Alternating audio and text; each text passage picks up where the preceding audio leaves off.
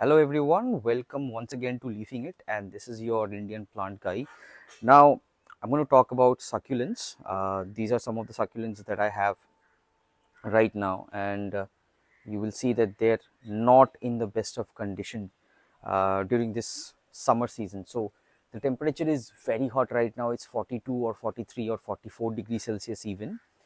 In this temperature, I will absolutely not recommend that you get these plants. Now I have invested a lot of money in these, and to be very honest, I have not found them very fruitful. So I will not recommend that you buy these. I have tried every type of media that is available, you name it, cinder. I have put them in sand, I have put them in peat based soil, I've put them in leaf litter, and nothing works. These are some of the varieties that I can see is doing okay, but they're not that great. Okay. And the ones with the fleshy leaves, the echiveras, they come from a very arid desert, cool environment. Now there are two type of um, deserts, right? Like barren land. So one is the hot desert and the other one is the cold desert. These come from the cold desert, and hence they do not do well in high temperatures. They will surely melt. Trust me, I have done a lot of things to save them, but I have not been able to save them.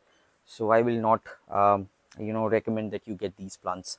Instead of these, what you can do is you can get plants like pothos. In case if you want to put plants on your desk, you can get plants like pothos. You can get plants like mini philodendrons. Some of them I will show you right now. You can get something like this, or you can get something like this, and you can keep them in your desk. You can cut them short and keep them, and at the same time you can propagate them as well. They do very well indoors, and they are a very great option for you to have on your desk, and they don't die that often. It's very hard to kill them, so these are definitely something that you can consider, and they're cheap. They're not as expensive as the succulents, and you can have them on your desk.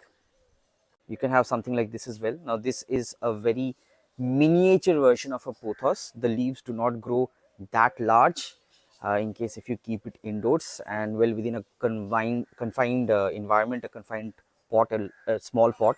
And this does very well in case if you keep it on your desk in a small pot.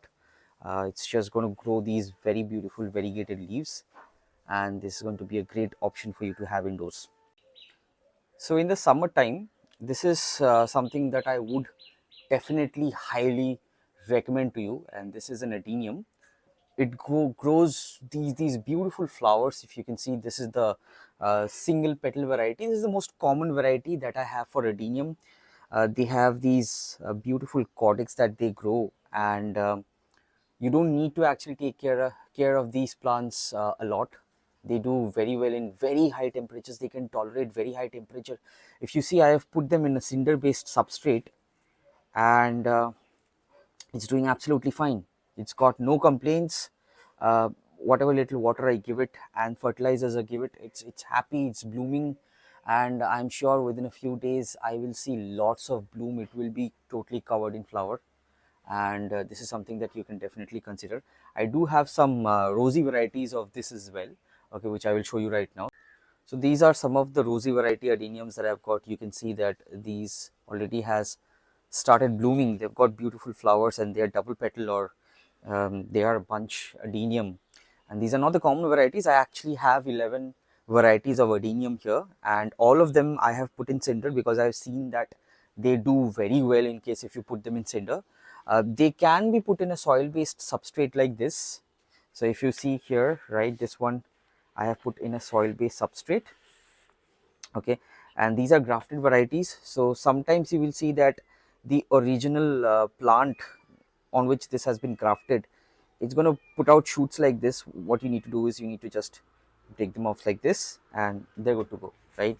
And these have very beautiful flowers. The soil base that I have used for this one is I've taken 1/3 worm casting, I've taken 1/3 cocoa peat, and I've taken 1/3 garden soil, and that's it. You don't need to care much about these, and they are a very beautiful addition to your garden. and they'll flower. They'll not need much attention. You just give them water maybe every other day and they're absolutely fine. In case if you do have them in a cinder based substrate, then definitely consider watering them twice a day, or maybe once a day in the morning during this heat, and they'll be absolutely fine. I will talk to you about the fertilizer that I used for these plants as well. I'm using a balanced NPK ratio of 20-20-20 for these. And also what I do is for nutrients, I generally what I do is I take 1 liter of water and I put a handful of worm casting in there, and then I go ahead and dissolve it, and then I put it over this substrate that I have, which is cinder based, and whatever worm casting, whatever vermicompost it needs, you know, the cinder will just grab hold to it, and that's it. That's all I do. NPK ratio of 20-20-20, and I do a vermicompost maybe every 15 days. So both of them I do every 15 days.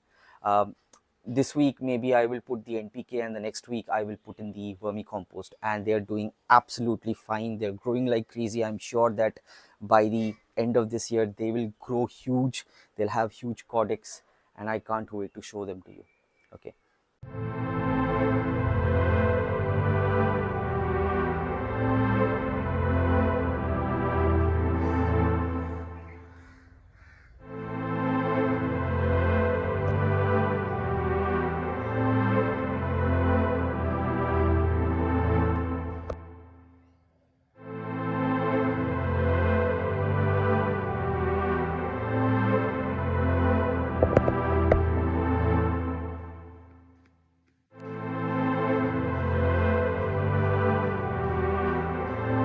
That's it for this video, guys. In case if you like my content, and if I update good videos for you, you like it, you enjoy it, it is entertaining and you get useful tips, do consider subscribing to my channel, liking my channel, and press the bell notification that you will see right at the top, so that you do not miss any updates, any new videos that I post.